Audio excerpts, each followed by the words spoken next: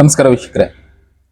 ಕೆಲವಷ್ಟು ವಿಡಿಯೋಗಳು ನಾವು ಕಣ್ಣಾರೆ ನೋಡ್ತಾನೆ ಇರ್ತೀವಿ, ಕಮೆಂಟ್ಸ್ ಹಾಕ್ತಿವಿ, ಸುಮ್ಮನಾಗ್ತೀವಿ. ಈಗ ಅಂಥದ್ದೇ ಒಂದು ಸಂಗತಿ ನಡೀತು. ಎಲ್ಲ ನೋಡಿದ್ವಿ, ಕಮೆಂಟ್ಸ್ ಹಾಕಿದ್ವಿ, ಸುಮ್ಮನಾದ್ವಿ. ಈ ವಿಡಿಯೋ ನೋಡಿದಾಗ ಏನನ್ಸುತ್ತೆ, ತಪ್ಪಾ ಸರಿನಾ ಒಂದು ಡೌಟ್ ಉಟ್ಬಿಡುತ್ತೆ. ಮೈಸೂರು ರೋಡಲ್ಲಿ ರೀಸೆಂಟ್ ಆಗಿ ಆದ ಹಬ್ಬದ ಆಚರಣೆ ಟೈಮ್ ಇದು. ವಿಡಿಯೋ ನೀವು ನೋಡಿರ್ತೀರ ಎಲ್ಲ ಕಡೆ.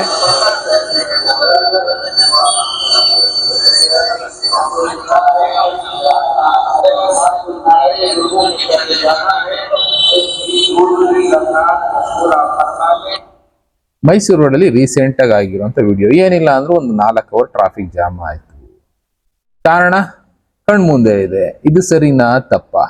ಒಂದು ಹಬ್ಬದ ಆಚರಣೆ ಮಾಡ್ಲಿ, ತಪ್ಪಲ್ಲ ಅಂತ ಒಂದ್ ಕಡೆ ಅನ್ಸಿದ್ರೆ, ಇನ್ನೊಂದ್ ಕಡೆ ಅನ್ಸುತ್ತೆ ಬೇರೆಯವ್ರಿಗೆ ತೊಂದರೆ ಕೊಟ್ಟು ಮಾಡಿದ್ದು ಸರಿನಾ ಒಂದು ಪ್ರಶ್ನೆ ಹುಟ್ಬಿಡುತ್ತೆ. ಇದು ಇತ್ತೀಚಿನ ದಿನಗಳಲ್ಲಿ ಬೇರೆ ಬೇರೆ ಕಡೆ ಜಾಸ್ತಿ ಆಗ್ತಾ ಇದೆ. ಇದನ್ನ ನೋಡಿದವರೆಲ್ಲ ಕೆಲವಷ್ಟು ಕಮೆಂಟ್ಗಳು ಆಗ್ತಾ ಇರ್ತಾರೆ ಬಿಡಿ.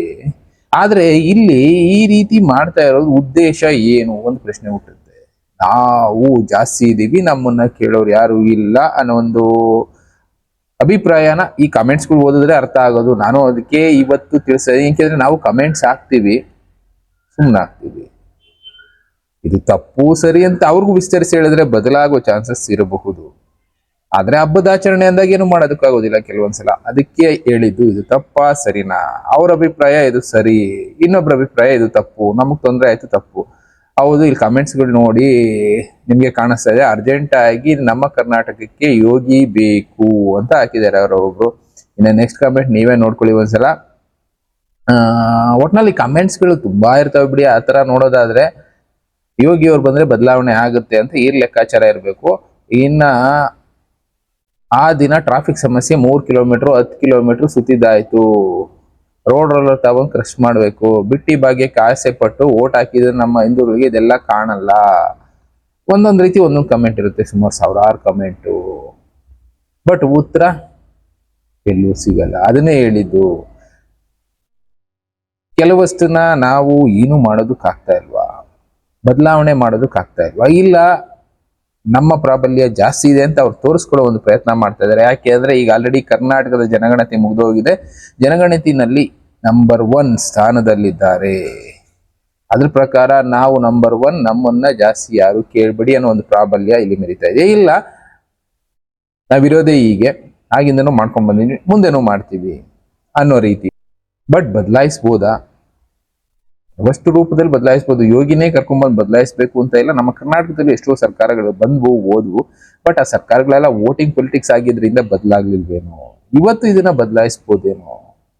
ಬಟ್ ಹಬ್ಬದ ಆಚರಣೆ ಏನು ಮಾಡೋದಕ್ಕಾಗೋದಿಲ್ಲ ಬಿಡಿ, ಅದು ಸರಿ ಅನ್ಸ್ಬಿಡುತ್ತೆ. ಅಲ್ಲಿಗೆ ನಿಂತ್ರೆ ಒಳ್ಳೇದು.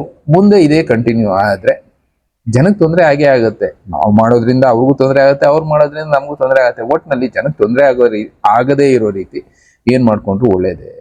ಇನ್ನ ಸೆಕೆಂಡ್ರಿ, ಅದರಲ್ಲೇ ಕೆಲವಷ್ಟು ಜನ ಇಲ್ಲ ಇದು ತಪ್ಪು ಅಂತ ವಾದ ಮಾಡೋರು ಇದ್ದಾರೆ. ಇಲ್ಲಿ ಮಾಡ್ತಾ ಇರೋದು ಸರಿ ಇಲ್ಲ, ಒಬ್ರಿಗೊಂದು ಮಾಡ್ತಾರೆ. ವೋಟಿಂಗ್ ಪೊಲಿಟಿಕ್ಸ್ಗೋಸ್ಕರ ಇಲ್ಲಿ ಈ ರೀತಿ ಮಾಡ್ತಾ ಇದ್ದಾರೆ, ಅವರ ಪ್ರಾಬಲ್ಯ ತೋರಿಸ್ತಾ ಇದ್ದಾರೆ. ಪೊಲಿಟಿಷಿಯನ್ಸ್ ಮಾಡ್ತಾ ಇರೋ ಆಟ ಇದು ಅಂತಾನೆ ಕೆಲವಷ್ಟು ಜನ ಹೇಳ್ತಾರೆ. ಅದರಲ್ಲಿ ಇನ್ನೊಬ್ರು ತುಂಬಾ ಚೆನ್ನಾಗಿ ಹೇಳ್ತಾರೆ, ನಿಮಗ್ ಗೊತ್ತಾ, ನಿಮ್ಮ ದೇವಸ್ಥಾನದ ದುಡ್ಡುಗಳನ್ನ ಬೇರೆ ರೀತಿ ಬಳಕೆ ಮಾಡ್ಕೊಳ್ತಾ ಇದ್ದಾರೆ ಬೇರೆಯವ್ರ ಉದ್ಧಾರಕ್ಕೋಸ್ಕರ. ಅದೇ ನಮ್ಮಲ್ಲಿ ಅದಿಲ್ಲ.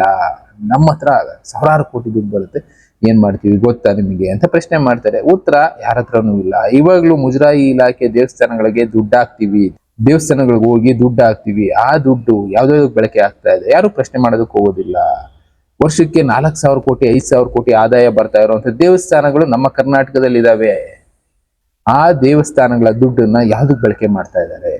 ಟ್ರಸ್ಟ್ಗಳು ಅದು ಇದು ಮಟ್ಟದ ಕಂಟ್ರೋಲ್ ಅಲ್ಲಿರೋ ದೇವಸ್ಥಾನಗಳನ್ನ ಬಿಟ್ಬಿಡಿ. ಅದನ್ನ ಬಿಟ್ಟು ಉಳಿದ ದೇವಸ್ಥಾನಗಳ ಕತೆ ಏನು? ದೇವಸ್ಥಾನದ ಉದ್ಧಾರಕ್ಕಂತೂ ಅದು ಖರ್ಚಾಗ್ತಾ ಇಲ್ಲ, ಮತ್ತೆ ಆ ದುಡ್ಡು ಎಂತ ಖರ್ಚಾಗ್ತಾ ಇದೆ? ಇಲ್ಲಿ ಒಬ್ಬ ವ್ಯಕ್ತಿ ಎಕ್ಸ್ಪ್ಲೇನ್ ಮಾಡ್ತಾರೆ ನೋಡಿ. ನನ್ನ ಸ್ಫೂರ್ತಿ ಪ್ರಕಾರ ನಮ್ಮ ಟೀಮ್ ಎಲ್ಲ ವೆರಿಫೈ ಮಾಡಿದ ಪ್ರಕಾರ ಒಂದು ವರ್ಷಕ್ಕೆ 2 ಸತಿ ಏನು ಉಂಡಿ ಓಪನ್ ಆಗುತ್ತೆ. ಆ ಉಂಡಿ ಓಪನ್ ಆಗೋದು ಎಲ್ಲ ಕ್ಯಾಲ್ಕುಲೇಷನ್ 2 ಕೋಟಿ 2.5 ಕೋಟಿ 2.5 ಕೋಟಿ ಒಂದು ವರ್ಷಕ್ಕೆ ಅದು ದುಡ್ಡು ಎಲ್ಲ ಗೊತ್ತದು. ಇದಕ್ಕೆ ಹೋಗಲ್ಲ, ಹೊಸ್ಕೊಂಡು ಹೋಗಲ್ಲ. ಅದು ಕಮಿಟಿ ಅವರಿಗೆ. ಈ ಕಮಿಟಿದವರು ಅವರು ಯಾರಿಗೂ ಬಡವರಿಗೂ ಕೊಡಲ್ಲ, ಯಾರಿಗೂ ದಾನನೂ ಮಾಡಲ್ಲ. ಇರೋದನ್ನ ತಿನ್ಕೊಂಡು ಅವ್ರು ಮಾಡ್ಕೊಂಡಿರ್ತಾರೆ.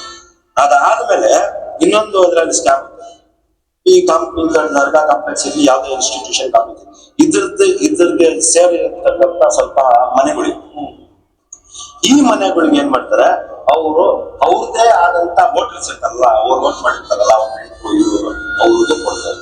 ಅವ್ರು ಕೊಟ್ಬಿಟ್ಟು 25,000 20,000 30,000 15,000 ಆ ತರ ರೇಂಜ್ ಅಲ್ಲಿ ದುಡ್ಡು ಕೊಟ್ಬಿಡ್ತಾರೆ. ಕ್ಯಾಲ್ಕುಲೇಷನ್ ಮಾಡ್ಕೊಂಡು ಎಷ್ಟು ಕೊಡ್ತಾರೆ, 250 200 300 ಕ್ಯಾಲ್ಕುಲೇಷನ್ ಕೊಟ್ಬಿಟ್ಟು ರೆಸಿಡೆನ್ಸ್ ಕೊಡ್ತಾರೆ.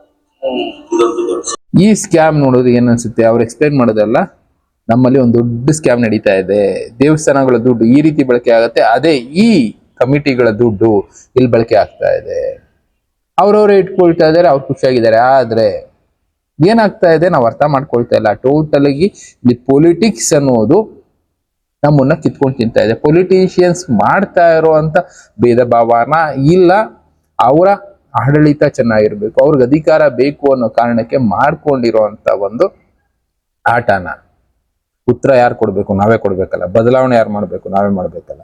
ಯಾವಾಗ ಆಗುತ್ತೆ ಬದಲಾವಣೆ ಅಂತ ಕೇಳೋರು ಎಷ್ಟು ಜನ ಇದ್ದಾರೆ. ನಾನು ಅದಕ್ಕೆ ಹೇಳಿದ್ದು ಕಮೆಂಟ್ಸ್ ಗಳಲ್ಲಿ ಯೋಗಿ ಬರಬೇಕು ಕರ್ನಾಟಕಕ್ಕೆ ಅಂತ ಹಾಕ್ತಾರೆ ಅಂದ್ರೆ ಲೆಕ್ಕ ಹಾಕೊಳ್ಳಿ. ಅಂದ್ರೆ ಇಲ್ಲಿರೋರು ಯಾರು ಸರಿ ಇಲ್ವಾ, ಯೋಗಿ ಅವ್ರು ಬಂದೇ ಸರಿ ಮಾಡ್ಬೇಕಾ, ಯೋಗಿ ರೀತಿ ಬೇರೆ ಯಾರು ಮಾಡೋದಕ್ಕಾಗೋದೇ ಇಲ್ವಾ ಪ್ರಶ್ನೆ ಉಟ್ಬಿಡುತ್ತೆ. ಸೆಲೆಕ್ಟ್ ಮಾಡೋರು ನಾವು, ಆಯ್ಕೆ ಮಾಡೋರು ನಾವು, ನಿಲ್ಸೋರು ನಾವು, ಅವ್ರ ಹಿಂದೆ ಜೈಕಾರ ಹಾಕೋರು ನಾವು, ಕೊನೆಗೆ ಇವ್ರು ಹಿಂಗ್ ಮಾಡ್ಬಿಟ್ರು ಅಂತ ಬೈಕೊಂಡ್ ಕೂತ್ಕೊಳ್ಳೋರು ನಾವು. ಬದಲಾವಣೆ ನಮ್ಮ ಕೈಲೇ ಇರುತ್ತೆ, ಬದಲಾಯಿಸೋ ಪ್ರಯತ್ನ ಮಾಡಿದ್ರೆ ಬದಲಾಗುತ್ತೆ. ಪೊಲಿಟಿಷಿಯನ್ಸ್ ಆಟ ಅಂತಾನೆ ಕರೆದಿದ್ದಾರೆ ಇದನ್ನ. ಯಾಕೆಂದ್ರೆ ಕಾಣಿಸ್ತಾ ಇದೆ, ರೋಡ್ಗಳು ಬ್ಲಾಕು, ಇನ್ನೊಂದು ಬ್ಲಾಕು, ಯಾರ್ದೋ ದುಡ್ಡು ಬೇರೆಯವ್ರಿಗೆ ಖರ್ಚು. ಅದೇ ಹೇಳಿದ್ದು, ಯಾರ್ದೋ ದುಡ್ಡಲ್ಲಿ ಎಲ್ಲಮ್ಮನ ಜಾತ್ರೆ ಅಂತಾರಲ್ಲ, ಆ ತರ ಆಗ್ತಾ ಇದೆ ಇವತ್ತು ಕರ್ನಾಟಕದ ಪರಿಸ್ಥಿತಿ. ರೋಡ್ಗಳು ಸರಿ ಇಲ್ಲ, ಕುಡಿಯೋಕೆ ನೀರಿಲ್ಲ, ಓಡಾಡೋದಕ್ಕೆ ಕೆಲವಷ್ಟು ಫೆಸಿಲಿಟಿಗಳಿಲ್ಲ, ಆರೋಗ್ಯ ವ್ಯವಸ್ಥೆ ಅಂತೂ ಪೂರ್ತಿಯಾಗಿ ಹಾಳಾಕೋತಿದೆ. ಆದ್ರೂ ಕೂಡ ದುಡ್ಡು ಬೇರೆದಕ್ಕೆ ಬಳಕೆ ಆಗ್ತಾ ಇದೆ. ಯಾವ್ದು ಸರಿ ನೀವು ಯೋಚನೆ ಮಾಡ್ಬೇಕು. ಇನ್ನ ಬೇರೆ ಬೇರೆ ವಿಷಯಗಳು ನಡೀತಾನೆ ಇದೆ ನಮ್ಮ ಸುತ್ತಮುತ್ತ, ನಾವು ತಿಳಿಸ್ತೇನೆ ಇರ್ತೀವಿ. ಬದಲಾವಣೆ ಮಾಡೋದು, ಬದಲಾಯಿಸೋದು ನಮ್ಮ ಕೈಲಿದೆ. ಇನ್ನ ಬೇರೆ ಬೇರೆ ವಿಷಯಗಳ ಜೊತೆ ನಾನು ಮತ್ತೆ ಸಿಗ್ತೀನಿ. Thank you, good bye.